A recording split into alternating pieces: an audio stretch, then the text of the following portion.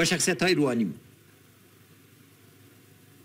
یک دستاورد بزرگ دیگر هم تامین کردند. ولایات را که مردم فکر میکردند کس فرصت ازیر نخواد داشت که بیرون برای و رای بته به صلح آوردن. دی باندې فکر وکړئ موږ لا قدرت ته نیو رسیدلی صلح هم راوستې.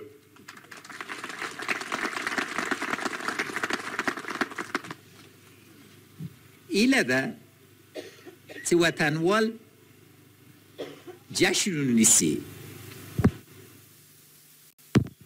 چې هغه ولس ولایاتو کې چې ټولو فکر کوو ماشینګنې به وچلیږي رای وکارل سوی خلک ووتل په ډولونو ووتل مننه له ډولونو نه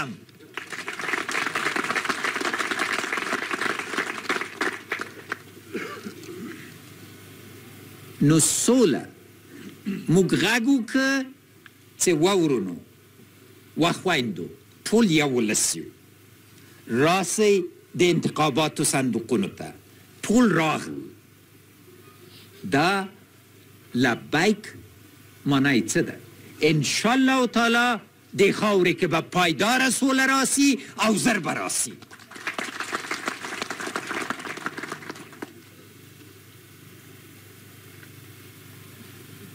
موږ ژمنه کړې وه چې د مکتب و د جومات د مدرسې و د پوهنتون د ارګو د جومات و د خانقاه فاصل واټن لرې کوو لرې م نه کړله په عمل کې بیا ثابته کړه.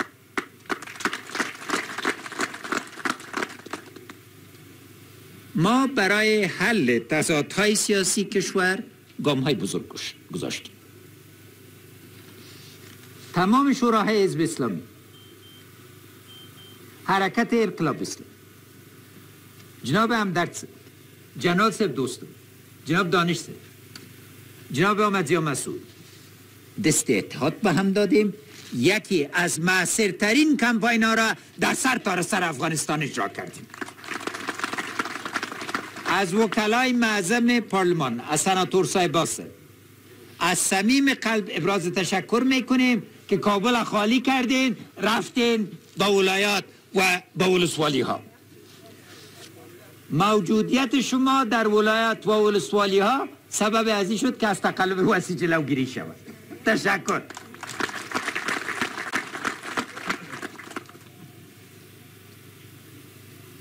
در 34 ولایت افغانستان جوانا و زنای افغانستان خانه به خانه کمپین کرد و منشور ما را به هر گوشه افغانستان رساند و نقش پوهنتونا که دوباره از رخصتی ها برگشته بودند باز هم نهایت اساسی بود. از تمام همکارای مسئولین پوهنتونا و غیره ابراز امتنان میکنم. ما 50,000 ناظر که متحد تعلیم دیده و مجهز و کمره ها بودن در سرتاسر افغانستان بسیج کردیم. ناظرین ما از تقلبات گسترده جلوگیری کردند. از هر کدامتان تشکر و از تعهدتان و کمرهایتان موجود است. اسناد تقلب در کمرهایتان است که پیش کمیسیون شکایت تسلیم میشه.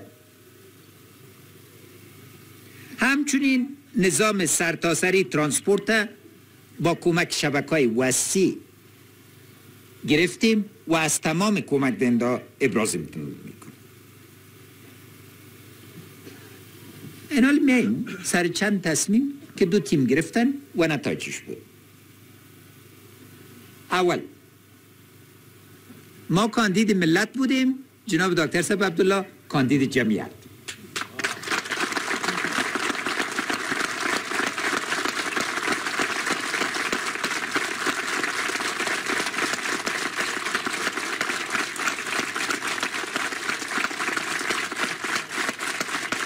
ملت به کاندید خود رای داد.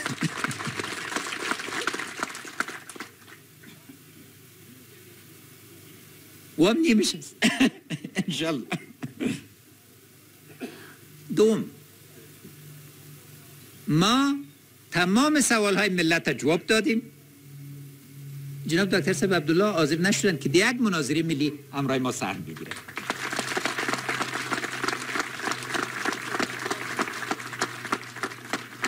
و قاضی صاحب موجود بود. تشکر، ما نمی‌دیدیم.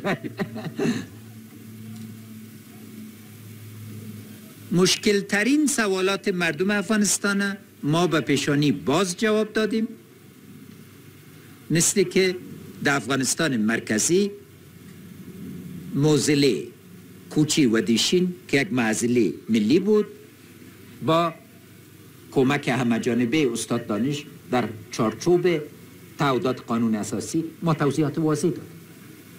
در شمال افغانستان در حضور جنرال صاحب دوستان سوالای مشخص جواب دادیم. در کدامن با جناب معاون صاحب آمدزیا سوالات مشخص باز جواب دادیم. اگر یک تیم حاضر است که سوالای ملت جواب بده و دیگه حاضر نیست، دیگه ملت خودش تصمیم میگیره.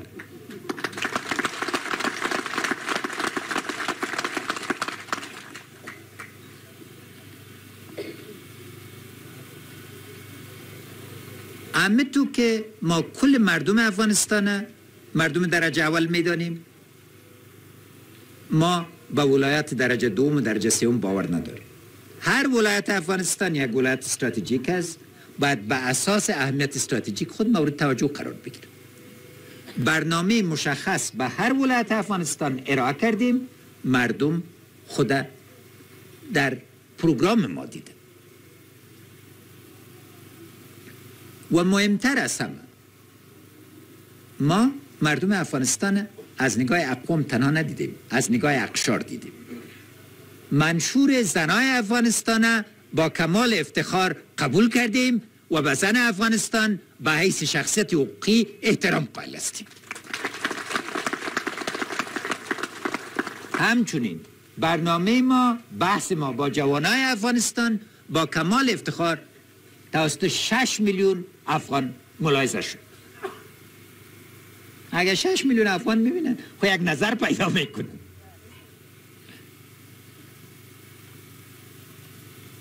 من میخوایم که سر یک موضوعی که مردم ما را بسیار زجر داده یک چند کلمه صحبت کنم.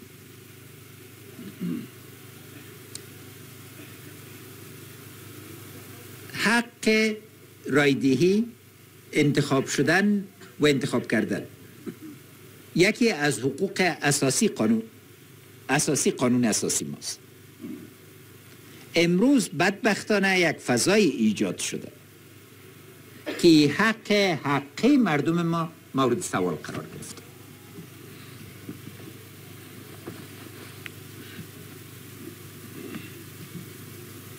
مردم ما در دورترین نقاط بدخشان، در شغنان، در درواز، در ارگو زیادترین خطرات تحمل کردن، رای دادن. مردم ما در قندار، ارزگان، علمن، مردم ما در افغانستان مرکزی در تمام نقاط دولتشان، همچنین مردم ما در خوست، در پکتیا، در پکتیکا رای دادن. آیا این وقت از این نیست که جشن بگیریم که مردم اشتراک کردن؟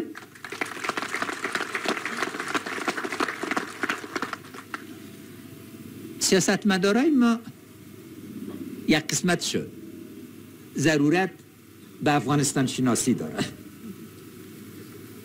خوست ده اتیا کالو مخ که خوست نده، لس زره محصلین ده شیخ زاید پا پوهنتون که دی پا بهترین سویه درس وایی او فکر کهی. خوست ده منطقه ده تجارت مرکز ده، شپیت زره خوستوال یوازه الان که کار کهی طول پیسه لیگی. ده خوست پیسه، ده قاچاق پیسه ندی، ده کار پیسه دی.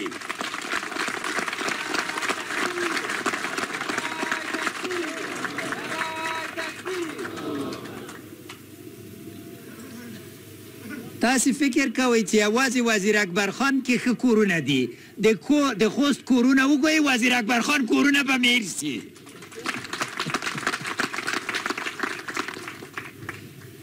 یعنی خبره په دې کې ده چې دا ولس باید برته وپېژني نو زه غواړم تاسو ټولو په استازیتوب له ټولو خوستوالو نه اول مننه وکړم چې ووتئ تړون هم که چغه مو کړله ناره مو کړله ټول یو ووتئ او دوم زه غواړم د افغانستان د ټولو سیاستمدارانو په نمایندګي تاسو نه معذرت وغواړم وقت عزیز که هر کس که در سیاست افغانستان سهیم است با تمام مردم افغانستان به نظر احترام بگیر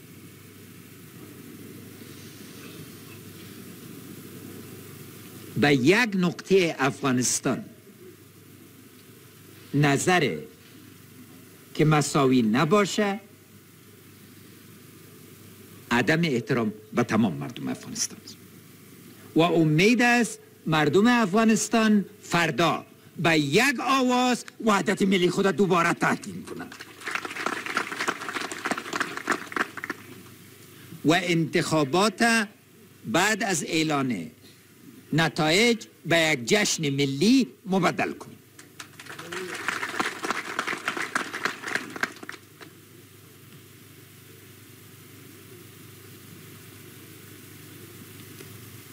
بله موضوع تقلب تاسو ټول شاهدانی چې بار ما جناب ډاکټر صاحب عبدالله تعالی وړاندې که چې راسه ما سره یو تړون وکړه چې یوه تقلبی رای نه ته ومنه نه زه منم این دست باز ما باز ماند هیچ وقت به این دست کس قول نداد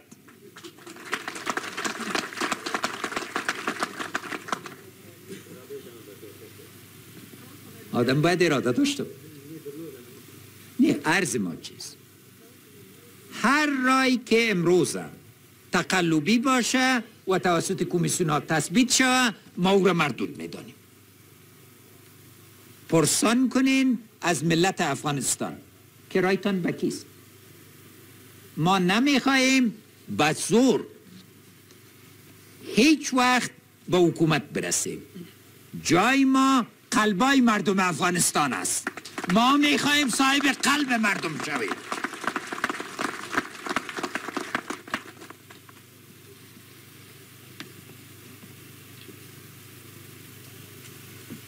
بنان هر نوع مکانیزمی که در چارچوب اصول و قواعد وضع شده که هم تیم تحول و تداوم و هم تیم همگرایی و اصلاحات در روز اول ثبت نام با او امضا کردیم مورد قبول ماست هرچی شفافیت بهتر شود ما طرفدارش هستیم اما یک نکته باید واضح باشه افغانستان و پروسه ملی انتخابات کس به چالش مواجه کرده نمیتونه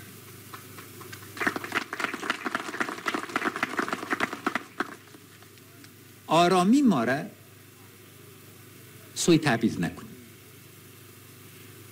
بارها زیر سر ما تهدید مرگ شده ما تیم استیم که از مرگ ترس نداریم تنها و تنها از خداوند جل شانه ترس داریم و تسلیم به اراده ملت هستیم و حاکمیت قانون بنابراین از زبان تهدید خودداری کنیم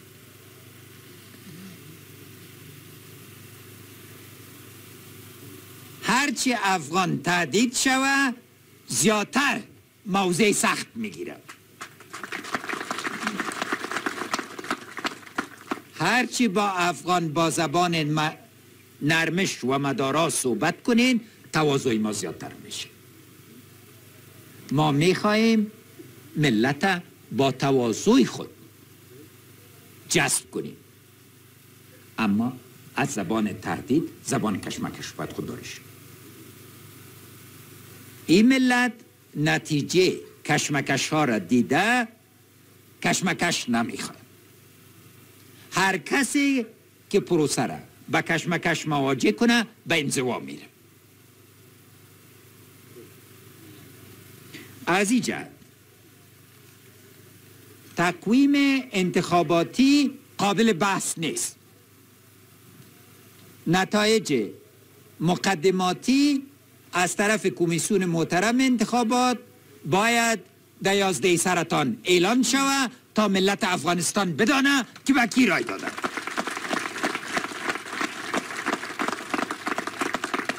و نتایج نهایی در 31 سرطان باز باید اعلان شود تا ملت افغانستان بدانه که زعیم مشروعش کیست.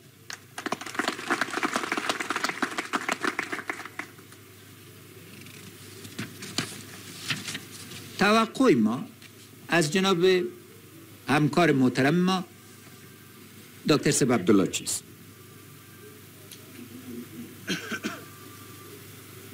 با پروسه اصلی برگردین و با اساس اصول و قواعد که با او دور اول به نتیجه رساندیم و دور دوم ما بینش اشتراک کردیم، با می اساس و اصول نتایج انتخابات با مشروعیت کامل و با شفافیت به پیش ملت انجام بدیم. ساده است. هیچ کس فوق قانون نیست، بنابراین قانون مراد کن.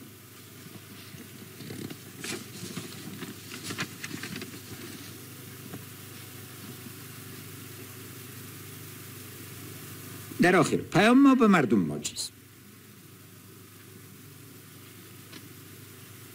مردم ما نگران دسترخوان خود است. مقدار بیکاری روز به روز زیادتر میشه. رشد اقتصادی به سکوت آمد. مردم نگران مسئولیت خود است. مردم نگران آینده اطفال خود است. از همه قدم مهمتر مردم ما وقت ندارن که در سردرگمی برن. اگر سیاستمدارای ما وقت سردرگمی دارن، مردم ما وقت سردرگمی را ندارن.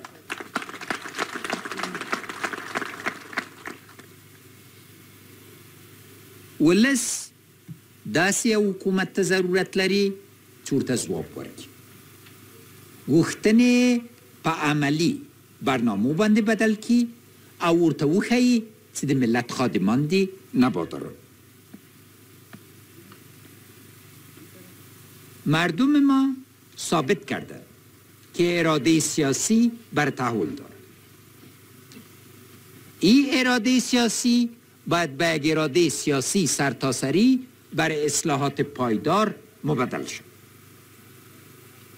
بدون از این آرزوهای ملت عملی نمیشه. ملت بود که تصویر افغانستان در دنیا تغییر داد. چون ملت تصویر افغانستان در دنیا تغییر داده، آله ما باید این اراده ملی را در حکومت داری تمثیل کنیم. قشر سیاسی افغانستان واجبه ملی و اخلاقی داره که آرزوهای ملت عملی کنه. از این جهت ما بازم تکرار میکنیم حفاظت از هر رای مشروع ملت وظیفه اساسی ماست. هر پاک رای چه غرزول سوی د یو افغان د سیاسی اراده نتیجه ده. دی رایو ته په قدر وګورئ، کمې مه بولئ، ځکه له دغه رایو نه ملت جوړ سوی او موږ دې ملت ته د احترام سر ټیټوو او وایو چې که انشاءالله تعالی په 11 کې موږ بریالیتوب اعلان سو، بیا په هغه ورځ کې به برته تاسو ته راسو او تاسو ته به دا وایو چې څنګه به د حکومتداري انتقال په شفافه توګه ترسره کړو. یک نکته را ما میخوایم واضح بسازیم. هیچ پست در این تیم به کسی وعده نشده.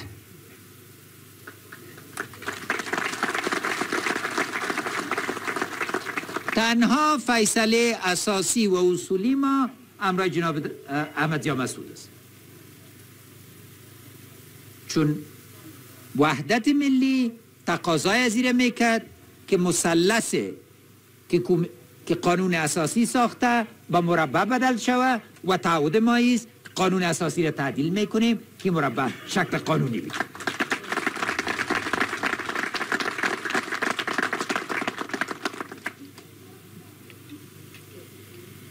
از این جهت ما میخواهیم که اگر انشالله تعالی پیروزی از ما بود پروسه انتقال انشالله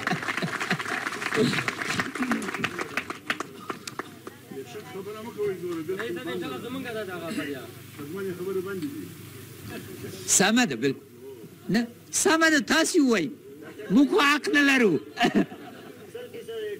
تاسی چه وای الال صاحب چه وای انواری صاحب چی میگی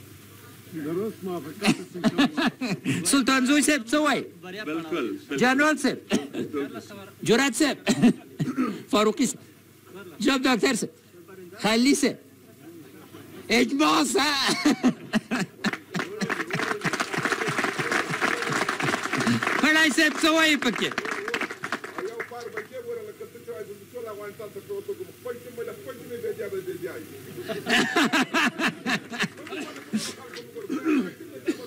نه نه ګورې خپل ټیم خو ټیم ده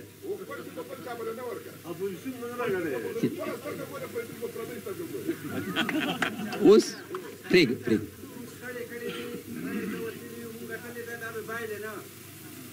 څنګه یې بایلم ورور څنګه یې بایلم ورور د بایل خبره مه کوه هر شی د خدای جل شانه په لاس کې دي یوه اونۍ صبر وکړئ بیا جشن ونیسئ انشاءالله